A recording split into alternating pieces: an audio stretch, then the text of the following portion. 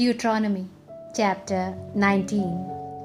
When the Lord your God has destroyed the nations whose land he is giving you, when you have dispossessed them and occupied their towns and houses, you shall set aside 3 cities in the midst of the land which the Lord your God is giving you in possession.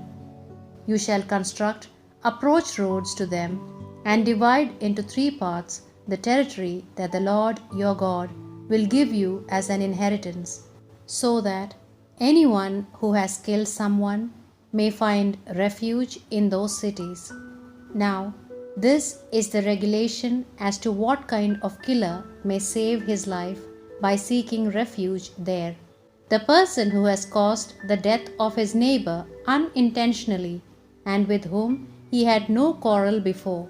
For example, if someone goes to the forest with a companion to cut firewood, and as he wields the axe to cut a tree, the head comes off its handle and hits his companion and wounds him fatally, he can flee into one of those cities and so save himself.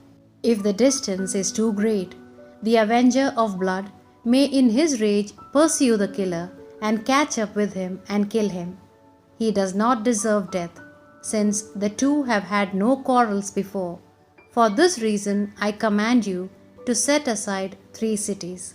But if the Lord your God extends your frontiers as he has promised on oath to your fathers, and gives you all the land that he promised to your fathers, on condition that you observe this whole commandment and put into practice all that I enjoin on you, that is, that you love the Lord your God and follow his ways at all times, then you shall add 3 more to these 3 cities. In that way, innocent blood shall not be shed in the midst of the land which the Lord your God is giving you as your inheritance, and you will not be guilty of such a bloodshed. But if a man, because of a previous feud with his neighbor, ambushes him and wounds him fatally, and afterwards the aggressor flees into one of these cities, the elders of his city shall order that he be arrested there in the place of asylum, and he shall be handed over to the avenger of blood to be put to death. You shall not show mercy to him, for you must purge from Israel the shedding of innocent blood, so that you may prosper. In the inheritance you receive in the land which the Lord your God will give as your possession, you shall not move the boundaries of your neighbor set by your ancestors. A sole witness is not enough to condemn anyone, whatever be the crime or offense of which the person is accused. Only on the testimony of 2 or 3 witnesses can a case be resolved.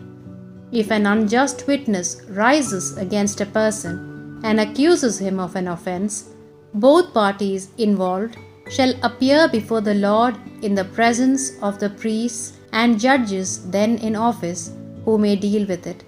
The judges will examine the case in detail, and if it turns out that the witness has lied in falsely accusing the other, they shall impose on him the same sentence which the lying witness tried to impose on the other. So shall you uproot this evil from your midst, because others, upon hearing of it, shall be afraid and never dare to do the same. Do not feel sorry for him. Life for life, eye for eye, tooth for tooth, hand for hand, foot for foot.